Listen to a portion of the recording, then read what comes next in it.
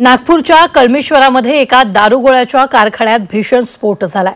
या स्फोटात 2 जणांचा मृत्यू तर 3 जण गंभीर जखमी झाल्याची घटना घडली आहे। एशियन फायरवर्क या कंपनीच्या बॉल युनिटमध्ये हा स्फोट झालाय। कंपनीत फटाक्यांची वात तयार करण्याचं काम करण्यात येतं। स्फोटाच्या वेळेला कंपनीत 31 कामगार काम करत होते, तर बॉल युनिटमध्ये 4 कामगार काम करत होते। त्यापैकी 2घांचा मृत्यू झाला, तर इतर 3 जण जखमी झाले। जखमींमध्ये एक मध्य प्रदेशातील शिवणी तर दुसरा मंडला जिल्ह्यातील आहे।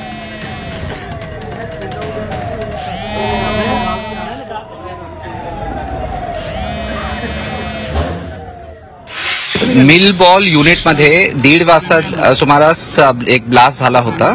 ब्लास्टमध्ये 2 व्यक्ती 2 लेबरर्स जे आहेत त्यांचा मृत्यू झालेला आहे।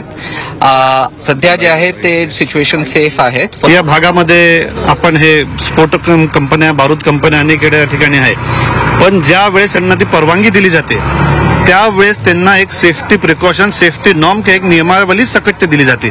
नुसतीच परवानगी दिली जाते आणि त्याची अंमलबजावणी हे लोक करतात का, आणि अंमलबजावणी करत नसेल तर आपल्या भागातील लोकांचा जीव धोक्यात आहे, महिलांचा जीव धोक्यात आहे आणि यांच्यावर कडक कारवाई झाली पाहिजे।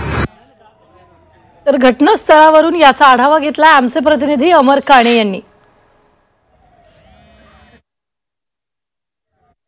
नागपूर जिल्ह्यातील कळमेश्वर पोलीस स्टेशनच्या हद्दीमधील एका खाजगी एक्सप्लोजिव्ह कंपनीमध्ये ब्लास्ट झालेला आहे। दुपारी 2च्या सुमारास ही संपूर्ण घटना घडली आहे आणि त्यानंतर तिथलं हे संपूर्ण चित्र बघतोय। एशियन फायरवर्क असं या कंपनीचं नाव आहे आणि ब्लास्टची तीव्रता अतिशय जोरदार होती आणि यामध्ये 2 कामगारांचा मृत्यू झाल्याची प्राथमिक माहिती आहे। तर 2 कामगार जे आहे ते गंभीररित्या जखमी झालेले आहे। खरं तर या संपूर्ण परिसरामध्ये म्हणजे कळमेश्वर कोंढाळी या संपूर्ण परिसरामध्ये अनेक एक्सप्लोजिव्ह कंपन्या यापूर्वी सुद्धा तिथे अनेकदा अशा दुर्घटना घडलेल्या आहेत। त्यामुळे कामगारांच्या सुरक्षेचा एक प्रश्न या संपूर्ण परिसरामध्ये ज्या विविध कंपन्यांमध्ये लोक जे काम करतात कामगार जे काम करतात त्यामुळे निर्माण होतो। आणि आज पुन्हा एकदा एका कंपनीमध्ये ब्लास्ट झालाय। एका प्लांटमध्ये या एशियन फायरवर्क जी कंपनी आहे त्याच्या एका प्लांटमध्ये हा ब्लास्ट झालेला आहे। दुपारी 2च्या सुमारास साधारणपणे ही घटना घडली आणि त्यामध्ये तीव्रता अतिशय जोरात होती। आजूबाजूच्या गावांना सुद्धा त्याचे संपूर्ण हादरे जाणवलेले।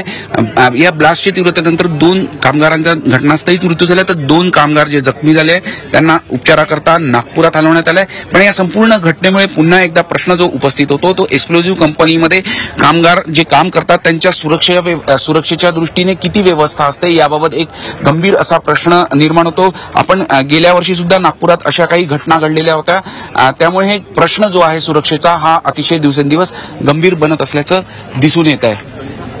झी मीडियासाठी व्हिडिओ जर्नलिस्ट रत्नशील सातपुतेसह अमर काणे, कळमेश्वर, नागपूर।